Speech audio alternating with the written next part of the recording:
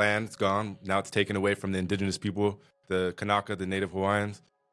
Well, Right. how does it benefit, like when you mentioned on the larger context, like, I mean, there's probably a million examples we can look at historically, different islands, different in the Caribbean, whatever. But speaking on this larger context of like Israel, Palestine, like what do they benefit from the genocide? How do they benefit from that? Well, they benefit from the land because the land is the source of, you know, everything you see today. Because you got to realize this is about land. Every genocide you will ever see in history, from the past until now, is about controlling the territory and controlling the land. Because we'll see, once they control the land, they control the economics. The economics is what keeps, you know, everything that they're doing to facilitate genocide on indigenous people and things of that nature. It's a control mechanism at the end of the day, because you got to realize these people are big on control, you know, because at the end of the day, they want to stay in control and stay in power. And what I'm talking about is global power. See, people got to realize this is about global power.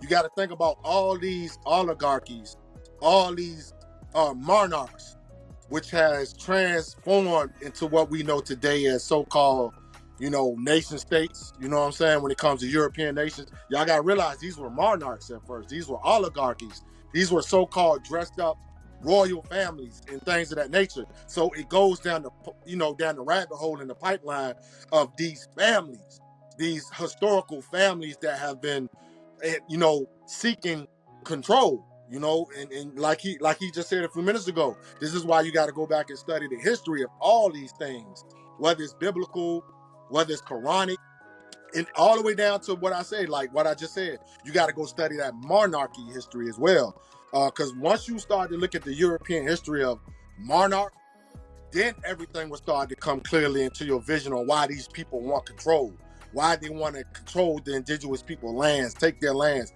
and which is most important. What's in the land? Minerals, resources, things that they can accumulate their wealth and keep their wealth intact. Because we got to realize this is about wealth at the end of the day. This is about generational wealth, generational control, and depopulation. Because at the same time, there's a warfare going on to depopulate the planet. Because these people want lesser people on the planet. Because at the end of the day, we know indigenous people are the majority on this planet, whether you like it or not. So it's a depopulation thing going on as well, where we got to remove the indigenous population because they outnumber us. Because you got to look at it from that perspective. It's number and statistics as well. They're playing a whole total colonizer game of chess.